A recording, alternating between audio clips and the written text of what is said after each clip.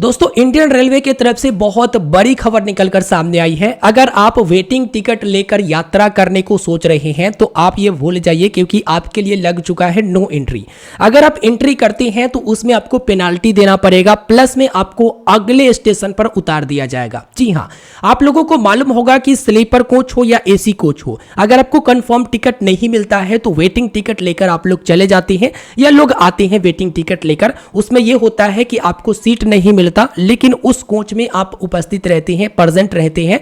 और उसमें दिक्कत क्या होता है कि जो रिजर्वेशन कराए रहते हैं, जिनको कंफर्म सीट रहता है, कभी कभी देखते होंगे कि वेटिंग टिकट वालों से झगड़ा भी हो जाता है। वेटिंग टिकट वाले ये कहते हैं कि भाई तुमने जितना रुपया दिया है उतना रुपया मैंने भी पे किया है, बस मुझे सीट नहीं मिला है, लेकिन थोड़ा सा बैठने दो। और बैठने देने के चक्कर में ही अगर आप बैठने नहीं देती हैं तो झगड़ा हो जाता है।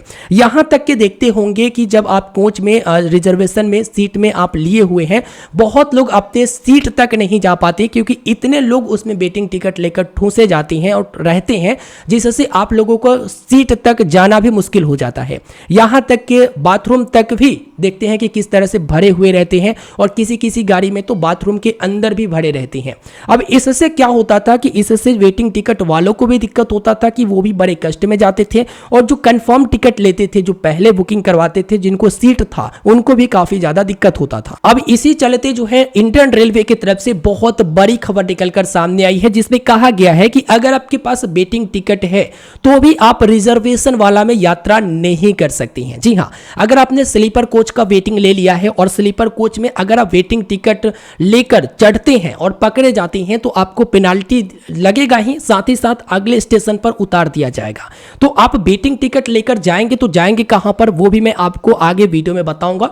लेकिन सबसे पहले नियम जानिए कि अगर आप स्लीपर कोच का वेटिंग लेकर स्लीपर कोच में चढ़ जाते हैं तो कितना आपको पेनाल्टी देना पड़ेगा। तो अगर आप स्लीपर कोच में वेटिंग टिकट लेकर चढ़ जाते हैं, जो कि अलाउ नहीं है, तो पेनाल्टी के रूप में 250 रुपया रखा गया है। प्लस में ट्रेन जहां से चलती है, जहां से शुरू होती है, और अगले स्टेशन पर जहां पर आपको उतार दिया जाएगा, वहां तक के आपको जो टिकट का चार्ज होगा वो आपको देना पड़ेगा। यानी कि भारी भरकम पेनाल्टी एक तरह से कह सकते हैं कि लग सकता है, क्योंकि आपके पास वेटिंग टिकट है तो उसका तो प्राइस आपको अलग से लगा, प्लस में 250 रुपए की आपको पेनाल्टी लगी, और प्लस में ट्रेन जहां से शुरू हुआ है, जहां से वो चली है ना, वहां से लेकर अगले स्टेशन जो आने वाले रहेंगे, जहां पर आपको उतारा जाएगा, वहां तक के फेयर आपको पे करना पड़ेगा। अच्छा, अगर आप एसी में चल जाते हैं, मतलब एसी वाला टिकट लेकर, चाहे थर्ड एसी हो, फर्स्ट एसी हो या सेकेंड एसी हो, एसी वाला टिकट लेकर अगर आप एसी में पकड़े जाते हैं वेटिंग टिकट के साथ, मतलब चढ़ जाते हैं, तो उसमें कितना पेनाल्टी है, तो उसमें भी नियम वही है, लेकिन पेनाल्टी आपका बढ़ जाता है।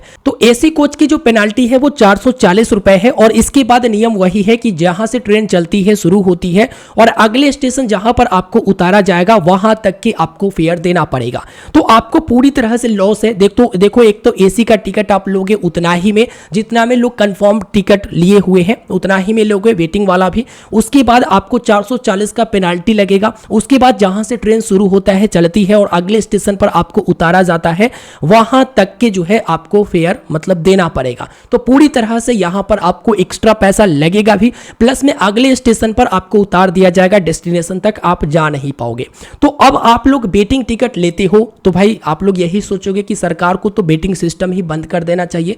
तो देखिए इस पर क्या कहा है, इस पर कहा गया है कि अगर आपके पास वेटिंग टिकट है तो आप रिजर्वेशन या एसी को छोड़कर बाकी जो इनके जनरल वाले डब्बे होते हैं उसमें आप जा सकते हैं।